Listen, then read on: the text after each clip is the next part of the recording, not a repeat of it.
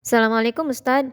Ustadz, kenapa kita tidak boleh sering berkunjung ke rumah saudara? Apa dampaknya untuk kita?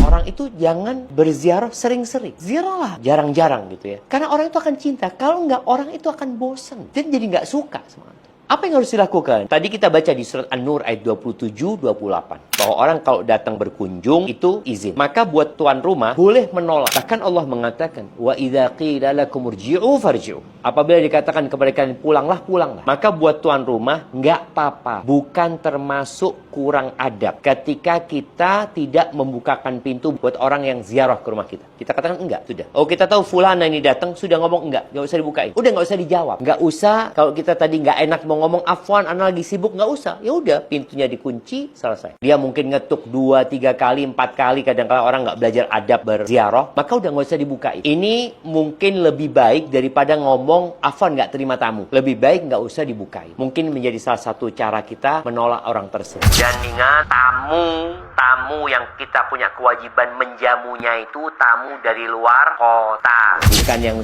ziarah yang karena deket akhirnya rajin ziarah, dan ziarahnya pada waktu makan lagi, itu termasuk yang kurang adab dan etikanya. Maka kenapa? Kita perlu ngaji, kita perlu belajar. Sehingga kita tidak mengganggu orang lain. Kita berpikir kita enggak, anak kesana ya dalam rangka belajar agama. Enggak, orang itu punya kerjaan, orang itu punya kesibukan. Dan anak merasakan kalau sudah fulan datang berkunjung ke rumah fulana, umpamanya seperti itu, akhirnya banyak kerjaan rumah yang tidak selesai. Gara-gara harus meladeni fulana ngobrol. Maka tadi termasuk adab, kita tidak perlu membuka. Hada wallahu a'lam.